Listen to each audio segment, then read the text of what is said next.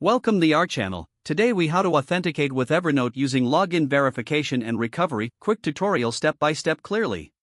To begin, navigate to the Evernote login page. Enter your email address and password in the provided fields. Click the login button to initiate the authentication process.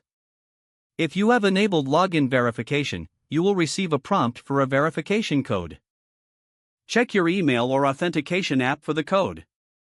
Enter the verification code in the designated field.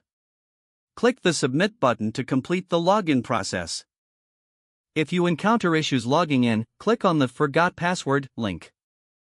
You will be prompted to enter your registered email address for password recovery. Submit your email address to receive a password reset link. Check your email inbox for the password reset message. Follow the instructions in the email to create a new password. Once your password is reset, return to the Evernote login page.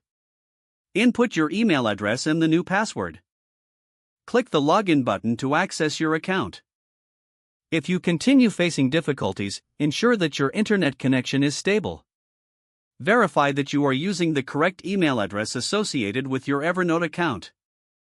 Consider checking your spam folder for any missed verification or recovery emails. If necessary, reach out to Evernote support for further assistance. If the page does not load, refresh the browser or try again in a private or incognito window. Make sure you are using the correct email address, then retype it carefully to avoid small typos. If your password is not accepted, use the reset option and create a new strong password you can remember. Check your spam folder for verification or security emails, then complete any requested confirmation steps.